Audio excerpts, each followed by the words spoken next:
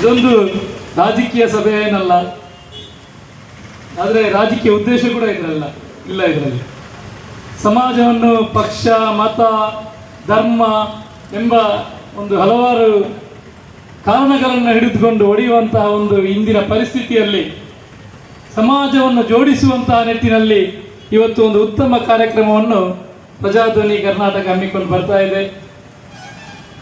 ನಿಮಗೆಲ್ಲರಿಗೂ ಗೊತ್ತಿರುವ ಹಾಗೆ ಯಾವ ರೀತಿ ಕುರ್ಆನ್ ನನಗೆ ಪವಿತ್ರವು, ನೀರಜ್ ಮೌಲ್ಯರವರಿಗೆ ಭಗವದ್ಗೀತೆ ಪವಿತ್ರವು, ಅದೇ ನಮ್ಮ ಫಾದರ್ ಅವರಿಗೆ ಬೈಬಲ್ ಪವಿತ್ರವು, ನಮಗೆಲ್ಲ ಭಾರತೀಯರಿಗೆ ಇವತ್ತು ನಮ್ಮ ಸಂವಿಧಾನ ಪವಿತ್ರವಾದ ಒಂದು ಗ್ರಂಥ ಅಂತ ಹೇಳಲಿಕ್ಕೆ ನಾನು ಇಚ್ಛಿಸ್ತಾ ಇದ್ದೇನೆ.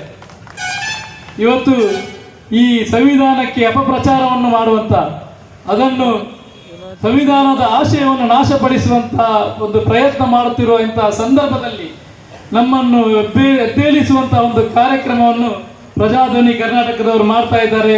ನಿಜವಾಗಿಯೂ ಇದನ್ನು ಇನ್ನು ಮುಂದೆಯೂ ರಾಜ್ಯದ ಎಲ್ಲ ಕಡೆ, ನಮ್ಮ ಜಿಲ್ಲೆಯಲ್ಲ, ನಮ್ಮ ಭಾಗದಲ್ಲಿ ಸುರತ್ಕಲ್ ಭಾಗ, ಮಂಗಳೂರು ಕಡೆ, ರಾಜ್ಯದ ಎಲ್ಲ ಕಡೆ ಪಸರಿಸುವಂತಹ ಕೆಲಸ ನೀವು ಮಾಡಬೇಕು ಎಂಬ ಮಾತನ್ನು ಹೇಳುತ್ತಾ, ಈಗಾಗಲೇ ನಮ್ಮ ನೀರಜ್ ಇವರು ತುಂಬ ಮಾತಾಡಿದ್ದಾರೆ. ಅವರಾಗೆ ಮಾತಾಡ್ಲಿಕ್ಕೆ ಬರುವುದಿಲ್ಲ, ನಾನು ಆ ಥರ ವಾಗ್ಮಿಯಲ್ಲ. ನಮಗೆ ಸಂವಿಧಾನದ ಬಗ್ಗೆ ಬಿಡಿಸಿ ಎಲೆಯಾಗಿ ಬಿಡಿಸಿ ಹೇಳಿದ್ದಾರೆ. ಖಂಡಿತವಾಗಿಯೂ ಈ ದೇಶವನ್ನು ಉಳಿಸುವ ಕೆಲಸ ಯಾವ ರೀತಿ ನಮ್ಮ ದೇಶವನ್ನು ಒಂದು ಮಾಡಿದ ನಮ್ಮ ಜವಾಹರ್ಲಾಲ್ ನೆಹರು ಗಾಂಧೀಜಿಯವರ ಮೂಲಕ ದೇಶಕ್ಕೆ ಸ್ವಾತಂತ್ರ್ಯ ಹೋರಾಡಿ ಅದನ್ನು ಉಳಿಸುವ ಕೆಲಸ ನೀವೆಲ್ಲರೂ ಸೇರಿ ದೇಶ ಕಟ್ಟುವ ಕೆಲಸ ಮಾಡೋಣ. ಪ್ರಜಾಧ್ವನಿ ಕರ್ನಾಟಕಕ್ಕೆ ನನ್ನ ಒಂದು ಮನವಿ, ಏನು ಒಂದು ನನ್ನ ನಾಯಕರಾದಂತಹ DK ಶಿವಕುಮಾರ್ ಅವರನ್ನು ಮಾತಾಡ್ತಾರೆ. ಯಾವಾಗ ನಿಮಗೆ ಗೊತ್ತಿರ್ಬೋದು, ನೀವು ಎಲ್ಲ ಕಾರ್ಯಕ್ರಮದಲ್ಲಿ ಅವ್ರ ಜೊತೆಗೆ ಇರ್ತೀರಿ. ಜೊತೆಗೂಡುವುದು ಆರಂಭ, ಜೊತೆಗೂಡಿ ಯೋಚಿಸುವುದು ಪ್ರಗತಿ, ಜೊತೆಗೂಡಿ ಕೆಲಸ ಮಾಡುವುದು ಯಶಸ್ಸು ಅಂತ. ಖಂಡಿತವಾಗಿಯೂ ನೀವೆಲ್ಲರೂ ಇವತ್ತು ಜೊತೆಗೂಡಿದ್ದೀರಿ. ನಾವೆಲ್ಲ ಸೇರಿ ಈ ಕಾರ್ಯಕ್ರಮವನ್ನು ಯಶಸ್ವಿ ಮಾಡಿ ದೇಶ ಕಟ್ಟುವ ಕೆಲಸದಲ್ಲಿ ಒಂದಾಗೋಣ ಎಂಬ ಮಾತನ್ನು ಹೇಳುತ್ತಾ, ನಿಮ್ಮೆಲ್ಲರ ಪ್ರೀತಿ ವಿಶ್ವಾಸ ನನ್ನೊಂದಿಗಿರಲಿ. ನಮ್ಮ ಲಕ್ಷ್ಮೀಶ್ ಭಟ್ರು ನನ್ನ ಎಲ್ಲ ಕಷ್ಟ ಸುಖದಲ್ಲಿ ನನ್ನ ಜೊತೆಗಿರುವವರು, ಅದೇ ರೀತಿ ನಮ್ಮ ಜಾನ್ ನನ್ನ ಜೊತೆಗೆ ಎಲ್ಲ ಕೆಲಸದಲ್ಲಿ ನಮ್ಮೊಟ್ಟಿಗೆ ಬರ್ತಾ ಇರ್ತಾರೆ.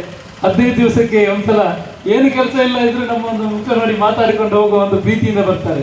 ನೀವು ಕರೆಯುವಾಗ, ಇಂಥ ಒಂದು ಉತ್ತಮ ಕೆಲಸಕ್ಕೆ ಕರೆಯುವಾಗ ನನಗೆ ಬರಲಿಕ್ಕೆ ಆಗಲ್ಲ ಅಂತ ಹೇಳಲಿಕ್ಕೆ ಆಗಲಿಲ್ಲ. ಖಂಡಿತವಾಗಿಯೂ ನಿಮ್ಮ ಪ್ರೀತಿಯಿಂದ ಬಂದಿದ್ದೇನೆ. ಇಂಥ ಕೆಲಸದಲ್ಲಿ ಖಂಡಿತವಾಗಿಯೂ ಇನ್ನು ಮುಂದೆಯೂ ಕೂಡ ಎಲ್ಲ ಕಡೆ ನಾನು ನಿಮ್ಮ ಜೊತೆಗಿದ್ದೇನೆ ಎಂಬ ಮಾತನ್ನು ಹೇಳಿ ನನ್ನ 2 ಮಾತನ್ನು ಮುಗಿಸ್ತೇನೆ. ಜೈ ಹಿಂದ್, ಜೈ ಸಂವಿಧಾನ. ಸಾಮಾಜಿಕ ಕಾರ್ಯಕರ್ತರಾಗಿ ಮಂಗಳೂರಿನ ಕೊಡುಗೆ ದಾನಿಯಾಗಿ ನಮ್ಮ ಪ್ರೀತಿಯ ಕರೆಗೆ ಹೋಗುತ್ತಾ ಬಂದು ಸಂವಿಧಾನದ ಬಗ್ಗೆ ಒಂದೆರಡು ಮಾತುಗಳನ್ನಾಡಿ ಶುಭಾಶಯವನ್ನು ಕೋರಿರುವಂತಹ ಇನಾಯತ್ ಅಲಿ ಇವರಿಗೆ ಧನ್ಯವಾದಗಳು ಸರ್.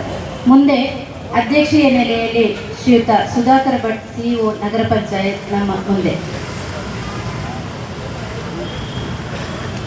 ಭಾರತ ಸಂವಿಧಾನ ದಿನಾಚರಣೆಯ ಸವಿನೆನಪಿಗಾಗಿ ಪ್ರಜಾಧ್ವನಿ ಕರ್ನಾಟಕ ಇಲ್ಲಿನ ಶಾಖೆ ಹಮ್ಮಿಕೊಂಡಿರುವ ಈ ಒಂದು ಭಾರತದ ರಾಷ್ಟ್ರಧ್ವಜ ಗೌರವ ಸಮಾರಂಭದ ಈ ಒಂದು ಉತ್ತಮ ವೇದಿಕೆಯ ಮೇಲೆ ಆಸೀನರಾಗಿರುವ ಎಲ್ಲ ಗಣ್ಯರೇ ಮತ್ತು ಮುಂಭಾಗದಲ್ಲಿ ಆಸೀನರಾಗಿರುವ ಎಲ್ಲ ಸಜ್ಜನ ನಾಗರಿಕ ಬಂಧುಗಳೇ, ನಿಮಗೆಲ್ಲರಿಗೂ ಮತ್ತೊಮ್ಮೆ ನಮಸ್ಕಾರಗಳು.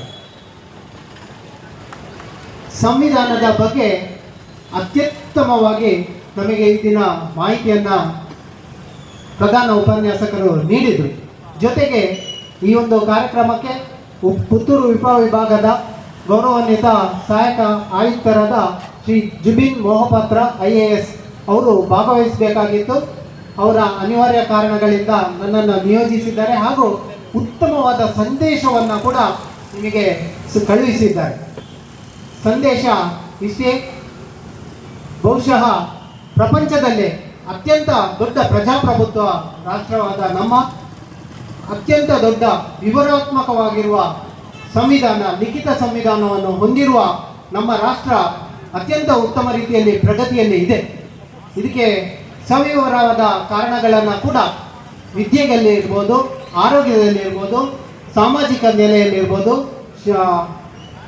ಪ್ರಜಾಪ್ರಭುತ್ವ ವ್ಯವಸ್ಥೆಯ ಚುನಾವಣೆಗಳಿರ್ಬೋದು, ಎಲ್ಲದರಲ್ಲಿ ಸಮಾನತೆಯನ್ನು ನೀಡುವ ಪುಟಗಳನ್ನು ವಿವರಿಸುವಂತೆ ಮಾನ್ಯ ಉಪನ್ಯಾಸಕರಲ್ಲಿ ನಿಮಗೆಲ್ಲ ಪ್ರಸ್ತುತಪಡಿಸಿದ್ದಾರೆ. ಬಹುಶಃ ಅದರ ಜೊತೆಗೆ ಒಂದು ಮಾತನ್ನು ಸೇರಿಸಿದ್ರೆ ಇದು ಕಠಿಣವಾದ ಸಬ್ಜೆಕ್ಟ್. ಕರೆಕ್ಟ್, ಇದು ಬೇರೆ ಯಾವ ಸಬ್ಜೆಕ್ಟಲ್ಲಿ ಬರೋದಿಲ್ಲ. ಇದು ಲಾ ಕಲಿಯುವಾಗ ಬರ್ತದೆ, ಅಂದರೆ ಕಾನೂನು. ಬಹುಶಃ ಅದರ ಒಳಗೊಂಡಿರುವಂಥದ್ದು ಕಾನೂನುಗಳು. ಆ ಕಾನೂನನ್ನು ಕಾಲಕಾಲಕ್ಕೆ ಏನು ಸರ್ಕಾರಗಳು ರಚಿಸ್ತವೆ ಅದನ್ನೆಲ್ಲರೂ ಪ್ರತಿಯೊಬ್ಬರು ಗೌರವಿಸಿದರೆ ಈ ಒಂದು ಸಂವಿಧಾನಕ್ಕೆ ನಾವು ಸದಾ ಬದ್ಧರಾಗಿರುವಂತಾಗುತ್ತದೆ. ಆ ಮೂಲಕ ನಾವೆಲ್ಲರೂ ಪರಸ್ಪರ ಪ್ರಗತಿಯನ್ನು ಸಾಧಿಸಲಿಕ್ಕೆ ಅವಕಾಶಗಳಾಗ್ತದೆ. ಅತ್ಯುತ್ತಮವಾದ ಈ ಒಂದು ಸಂದೇಶವನ್ನು, ಕಾರ್ಯಕ್ರಮವನ್ನು ಹಮ್ಮಿಕೊಂಡಿರುವುದು ಬಹಳ ಉತ್ಕೃಷ್ಟವಾದ ಕೆಲಸ. ಇದು ನಿರಂತರವಾಗಿ ಸಾಗಲಿ. ಪ್ರಜಾಧ್ವನಿ ಕರ್ನಾಟಕ ಏರ್ಪಡಿಸುವ ಇಂತಹ ಕಾರ್ಯಕ್ರಮ ಮೂಲೆ ಮೂಲೆಗೂ ತಲುಪಲಿ. ಎಲ್ಲರಿಗೂ ಸಂವಿಧಾನದ ಬಗ್ಗೆ ಅರಿವು ಆಗಲಿ. ಪ್ರಜೆಗಳ ಪಾಲ್ಗೊಳ್ಳುವಿಕೆಯಿಂದ ಮಾತ್ರ ಸರ್ಕಾರದ ಕಾರ್ಯಕ್ರಮಗಳು ಯಶಸ್ವಿಯಾಗಲಿಕ್ಕೆ ಸಾಧ್ಯ ಅಂತ ಹೇಳುವಂಥದ್ದನ್ನು ನಾನು ಪದೇ ಪದೇ ನಮ್ಮ ಕಚೇರಿಯಲ್ಲಿ ಕೂಡ ಹೇಳ್ತಿದ್ದೇನೆ. ಯಾವುದಾದ್ರೂ ಕೆಲಸಗಳಾಗ್ತಾ ಇದ್ದರೆ ಅದನ್ನು ಪ್ರಜೆಗಳು ಕೂಡ ವೀಕ್ಷಿಸುವಂತಾಗಬೇಕು, ಪ್ರಶ್ನಿಸುವಂತಾಗಬೇಕು, ಅದರ ಜೊತೆ ಸೇರುವಂಥವರಾಗಬೇಕು. ಹಾಗಿದ್ರೆ ಮಾತ್ರ ಯಾವುದೇ ಒಂದು ಕಾರ್ಯಕ್ರಮಗಳು ಯಶಸ್ವಿ ಆಗಲಿಕ್ಕೆ ಸಾಧ್ಯ. ಈ ನಿಟ್ಟಿನಲ್ಲಿ ಪ್ರಜೆಗಳ ಭಾಗವಹಿಸುವಿಕೆಗೆ ಪ್ರೇರೇಪಣೆಯಾಗಿ ಪ್ರಜಾಧ್ವನಿ ಕಾರ್ಯಕ್ರಮ ಇಂತಹ ಕಾರ್ಯಕ್ರಮವನ್ನು ಆಯೋಜಿಸಿದೆ. ಹಾಗೂ ಇದು ಅತ್ಯಂತ ಒಳ್ಳೆಯ ಕಾರ್ಯಕ್ರಮ ಅಂತ ಹೇಳಿ ನನ್ನ ಅನಿಸಿಕೆಯನ್ನು ವ್ಯಕ್ತಪಡಿಸಿ ಈ ಕಾರ್ಯಕ್ರಮದಲ್ಲಿ ಭಾಗವಹಿಸಲಿಕ್ಕೆ ನನಗೆ ಅವಕಾಶ ಮಾಡಿಕೊಟ್ಟ ಎಲ್ಲ ಪದಾಧಿಕಾರಿಗಳಿಗೂ ವಂದಿಸುತ್ತಾ ನನ್ನ 2 ಮಾತನ್ನು ಮುಗಿಸ್ತೇನೆ. ನಮಸ್ತೆ, ಜೈ ಹಿಂದ್. ಧನ್ಯವಾದಗಳು ಸರ್. ನಿಮಗೆ ಕಾರ್ಯಕ್ರಮದ ಮುಂದೆ ವೇದಿಕೆಯಲ್ಲಿ ಉಪಸ್ಥಿತರಿರುವ ಗಣ್ಯರಿಗೆ ಸ್ಮರಣಿಕೆ ನೀಡಿ ಗೌರವಿಸುವುದು.